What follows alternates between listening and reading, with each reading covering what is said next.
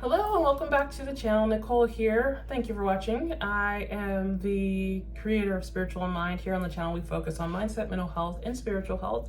And today I want to bring to you the 10 ways to assess your emotional availability. This also works for assessing someone else's emotional availability. I like to try and keep our details pretty close and specific, so you can count on this video to actually give you more of a detailed description of what traits demonstrate emotional ability. Also, I'm going to make sure at the end of this video to tell you some solutions based on how many of these specific patterns you have. So at the end of the video, I'll tell you some suggestions on how to work with what patterns you do feel are maybe a part of your experience. So I don't know if it helps to know, but I'm a holistic mental health wellness coach. I'm also a mental health therapist. So I work with clients all the time for these issues, but I also work on myself all the time because I think the best therapist, the best wellness coach should really be applying their own tools, correct? All right, so let's get into it. I have the first tip or character trait here for you. So the first trait is, do you focus on blame or fault? I've noticed with some folks I support, also with some folks I've met in my real everyday life, a pattern of having a hyper focus on blame and fault versus really even being present for the conversation. And this can be a way that folks manage anxiety, but also avoidance if there's an issue of feeling like you've done something wrong, feeling like you're being singled out in a negative way. Sometimes the fastest way to avoid that would be blame or fault, but that leaves a whole lot of things that are being missed in the process. So it's really important that you work on considering if you are a person who struggles to release blame and fault when you have an event happen versus like resolution, being present and just focused on the greater subject at hand versus like whose fault it was and who you can blame about it and what they should do better, because that means you position yourself to be a bystander, and that is pretty disempowering, in fact. All right, so item number 2, do you practice self-compassion? Are you compassionate with others? Because if you're not practicing self-compassion, which means being kind and considerate and gentle with yourself, which means instead of like beating yourself up if you run a red light, you can certainly learn from that mistake and then keep it pushing. Or you can say, wow, you made a terrible mistake. That is awful. You're making bad decisions. You really got to get yourself together. What's wrong with you? And you can go on and on and on, but that's useless, because the person who can, in the moment that you make an error or a mistake, you can say, oh, oops, I did not mean to do that. I will try and go slower next time. Okay, cool. And that's it. Like there doesn't have to be this barrage of negative emotions that spring to life from there. So being compassionate with yourself determines how compassionate you will actually be with others. So if you feel like other people make mistakes and someone else runs a red light and you're like, oh, look at you, you're the worst, you do so many bad things, you could hurt everybody, you probably also struggle with self-compassion. So I would encourage you to practice your self-compassion, also being compassionate with others, but it's easier to be compassionate with others if you're compassionate with yourself. So item number 3, do you prioritize victimhood? Are you content on being the victim? Or do you understand that what you focus on kind of determines how you feel? So this means you have the opportunity to focus on being the victim in your story, or you can center yourself on empowerment mindset instead. So instead of living in a world where everything's just happening to you, you can be a person who lives in a world where you are creating whatever you want. And that might mean you create from the experiences that happen to happen, but you also learn from them and create from them as well.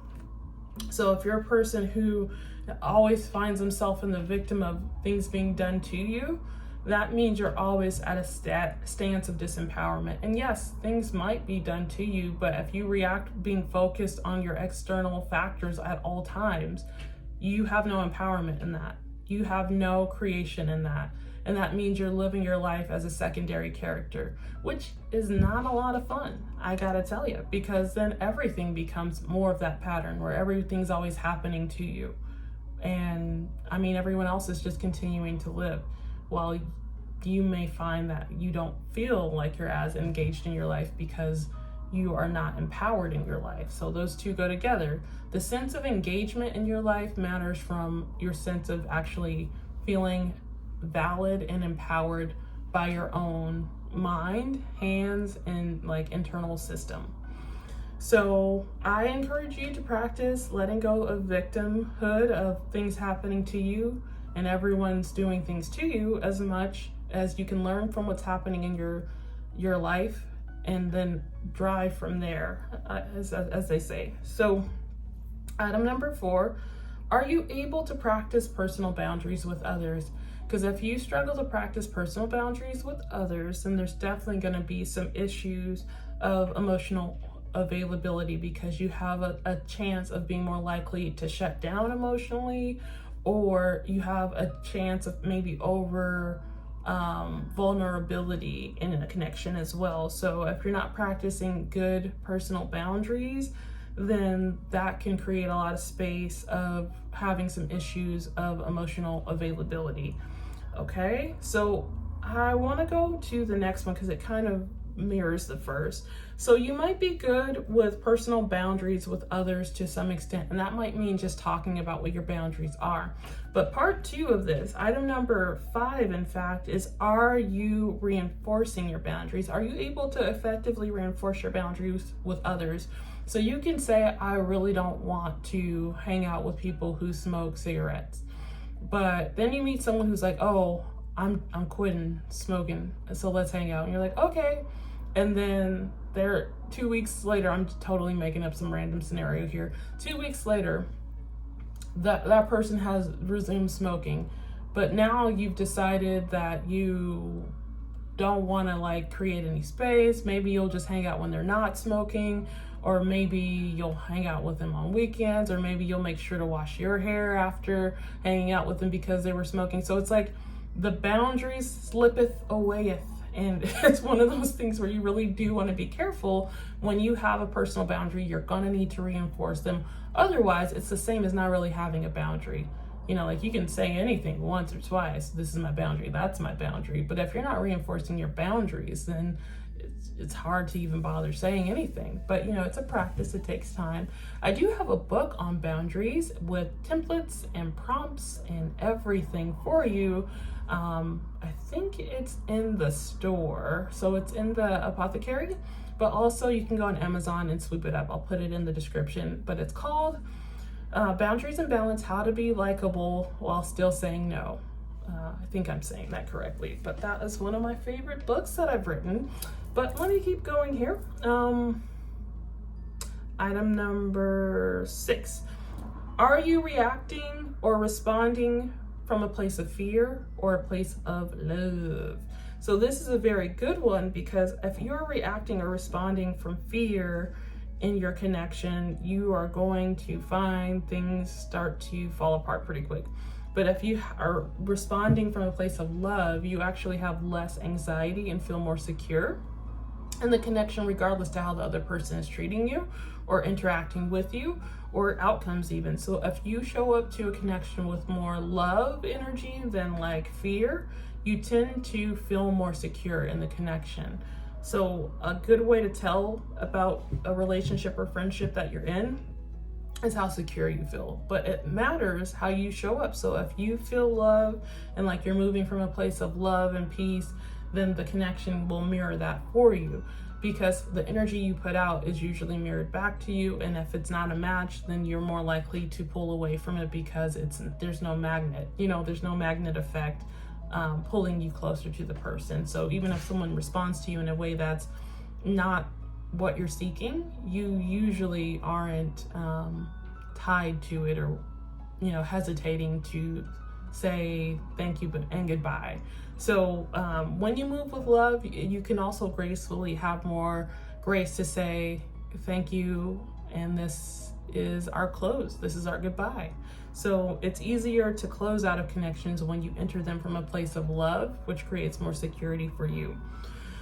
Okay, going on to item number 7. You're able to be open to constructive feedback. Not the same as judgment though. So this is where you'll also want to know the difference. Constructive feedback is like if you tell someone, sticking with the smoking example, I prefer to not smoke and not to be around folks who smoke because it's not good for my health. And then that person saying, oh yeah, I can understand that. I see that, that's constructive. I understand how that affects you. And it doesn't really sound like you're, focusing any judgment at me, but just kind of telling me where you're at. Cool, I get it. And then there's the other person who might hear that same statement and be like, why are you trying to judge me? Why are you trying to change me? I don't care. I don't want to hear that. Everyone's always trying to tell me who I need to be. Or I don't know, whatever people might say. But it's just one of those things where that is a reaction to judgment versus a reaction to constructive information of like letting someone know why you are engaging with them or not engaging with them in a certain way. That's more of like, hey, let's be real and talk about, a dynamic that might be getting in our way of having, more of a connection versus someone who's responding to judgment and internalizing some whole other situation just from, someone else's preference. So hopefully that example kind of worked. I'm not sure. But if you have questions, hit me up in the comments. But I'm just saying, like, you want to be able to accept constructive feedback without feeling like you have to change.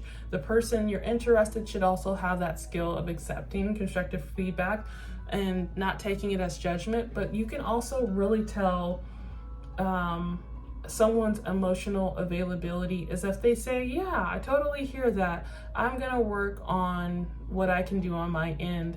And if they work on it, then great. But if they work on it at a surface level and then they forget, not so great. So be mindful when someone tells you they can do something, give them time to do it, but see if they're actually doing the thing that they said they can do. Because you don't need people offering you surface promises just to kind of continue the relationship or friendship. So people really do have to show up. That's, I think, the gist of that one. Okay, I'm looking, this next one is kind of a biggie, but it's like a lot of different examples I wanted to share, so here we go. Okay, so number 8, are you able to tolerate and explore your own emotions, or do you run away mentally and emotionally? So a lot of times people will say, well, what does that mean? How do I know? And I wrote down tons of them, but the first one that I think is really important is, it comes into session all the time, and it's usually folks I work with who have some anxieties or traumas, but the travel crowd, the folks who travel all the time without having a lot of time for self-reflection or self-assessment or self-attendance. So folks who travel all the time on its own, perfect, great, no problem. Live your life, get out there, get after it, go be that, nomad, do your thing.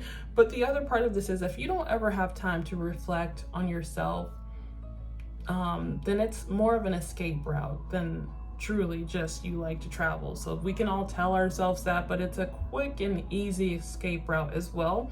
So if your self-care is out of balance, but you're always traveling, then you're actually just looking into distracting more than actually having the balance of saying that it's really just about travel for you. So that's important.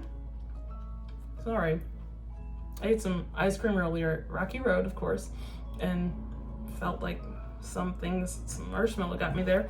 And anywho, focus, the other one. So here's all the other distractions that I find can happen and create some imbalance of self-attendance, self-awareness, self-reflection, self-love, all those self items that are important for your emotional availability factors. So travel is a distraction, if it's not in balance with self-care, like genuine, consistent self-care. Phone addiction, like being on a screen all the time, always on your phone, always watching videos, always watching TikToks and Instagram and Facebook and all the things. If people even still do Facebook like that. Media addiction, so what's going on with the celebrities all the time, or what's new with people that you probably won't meet in real life. Like that can be a bit of an addiction too. Substance addiction, overusing substances to compensate for mood and trying to avoid certain moods or spending less time in certain moods. Judgment can be an addiction. If you're always sitting there focused on judging what other people do outside of your own experience, and that tends to be a pattern, that can be an addiction because it feeds on itself. So the more you're situated in judgment, the more you feed that part of you that seeks to judge.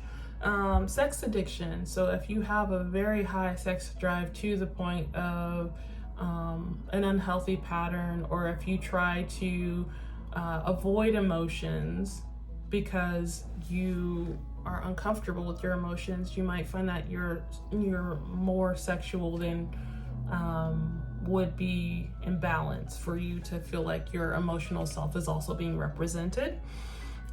Video games, movies, even books. There's all these different forms of pastimes really that can be enjoyable, but they can also be distractions and a tool of emotional distraction.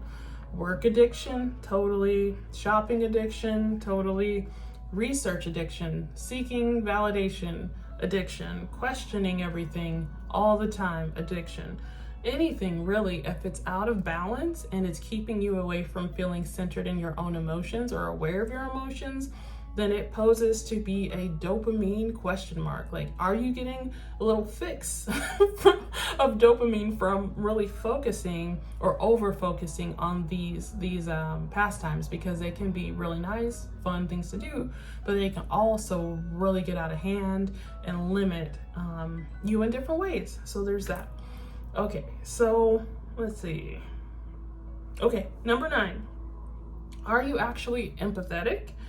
Are you able to feel empathy for others? Are you able to detach from others? Because sometimes for folks who struggle with emotional availability, you can become too empathetic with another person, or you can become too detached. So there's anxious attachment, there's also avoidant attachment, and then there's secure. There's a couple other combos, but those are the main ones that are more polar. So it's important to find that you can have empathy for others, but also be detached from others at the same time. So that puts you in a position of secure. So it's kind of like healthy balance in both equals secure attachment. More or less, I mean, there's different ways of having attachment, and attachment can change over the years with different methods at play. So like therapy, having more social relationships, practicing different behavioral patterns, learning more about becoming the person you want to be emotionally also helps quite a bit, in fact. So the more books you read about learning to be the person you want to be emotionally can be very powerful. In some ways, even more than therapy, I'd say. So also 10, are you good at practicing self-acceptance? Because if you don't really accept yourself fully, you will find that you're going to have a harder time being emotionally available, because you're not really emotionally available for you. So it's going to be a limitation, and it can also be relevant to the person you might be wishing to connect with. Is the person you are wishing to connect with, are they practicing self-acceptance? If they are, then they might be able to offer more emotional availability than a person who isn't. So these are my top 10 ways to assess your emotional availability, someone you're interested in, their emotional availability, any friendships, their emotional availability as well.